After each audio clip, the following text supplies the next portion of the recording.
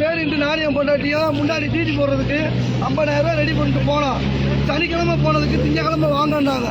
இப்போ போய் பணத்தை கட்ட போனதுக்கு வீடு இல்லை, எல்லாத்தையும் முடிச்சாச்சு அப்படின்னாங்க.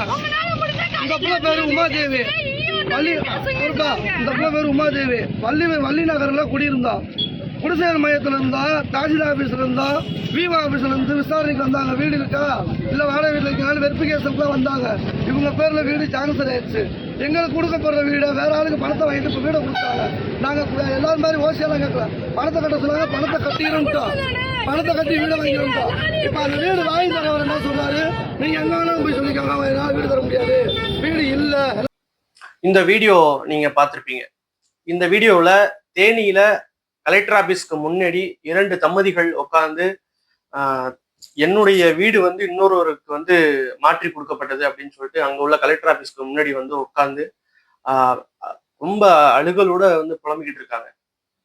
இது என்ன நடந்துச்சு அப்படின்னு பாத்தீங்கன்னா, தேனியில பட்டியலின மக்களுக்கு அங்க உள்ள அரசாங்கம் என்ன பண்ணிருக்கு அப்படின்னா, குடிசை வீடு உள்ளவங்களுக்கு எல்லாம் இலவச வீடு வழங்குவது அங்க உள்ள அரசுகள் தீர்மானிச்சு விஓ மற்றும் தாசில்தார் போல நிறைய மக்கள்கள் போய் அங்க போய் வெரிஃபிகேஷன் பண்ணியிருக்காங்க. அரசு அதிகாரிகள் பலரும் போய் அங்க வெரிஃபிகேஷன் பண்ணி ஓகே ஆன வீடை அங்க உள்ள வேலை பார்க்கக்கூடிய ஊழியர்கள் என்ன பண்ணியிருக்காங்க அப்படின்னு பாத்தீங்கன்னா, வேற ஒரு நபருக்கு மாத்தி கொடுத்ததாக அந்த 2 தம்பதிகளும் அந்த தேனியில இருக்கக்கூடிய கலெக்டர் ஆபீஸ்க்கு முன்னாடி அழுது புலம்புறாங்க. எப்படியாப்பட்ட சூழ்நிலை அமைஞ்சிருக்குன்னு பாருங்க. தன்னுடைய குடும்ப நிலை மாறும், நம்ம குடிசை வீட்டுல இருந்து நம்ம ஒரு நல்ல வீட்டுக்கு மாறுவோங்கிற நம்பிக்கையில அவ்வளோ 20,000 முன்பணமும் கட்டி அவங்களுக்கு முன்னாடியே 20,000 பணமும் அங்க உள்ள அரசு அதிகாரிகளுக்கு கொடுத்து அந்த வீடை கிடைக்குங்கிற நம்பிக்கையில பணம் கொடுத்துருக்காங்க.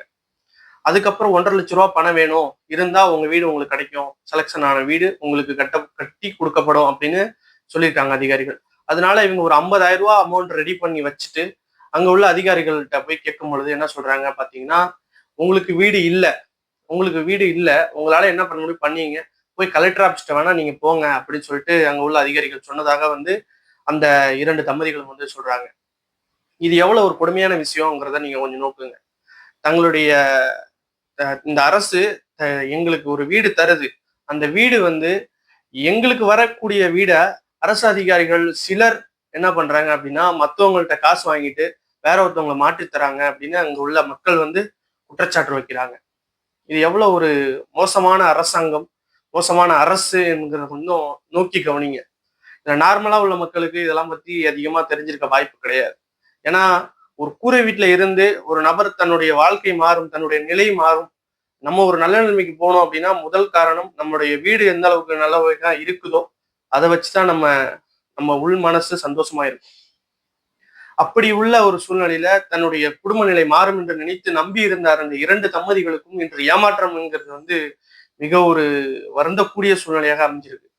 அங்க உள்ள கலெக்டர் ஆபீஸ்க்கு முன்னாடி அந்த 2 தம்பதிகளும் உட்கார்ந்து அழுகிற காட்சிகள் மிகவும் வருத்தம் தெரிவிக்க விதமாக எனக்கு அமைஞ்சிட்டு இருக்கு. இதுக்கான நடவடிக்கை கண்டிப்பா அங்க இருக்கக்கூடிய தேனியில இருக்கக்கூடிய கலெக்டர் கண்டிப்பாக இதற்கான நடவடிக்கை எடுக்குமாறு மிக தாழ்மையுடன் கேட்டுக்கொள்கிறேன்.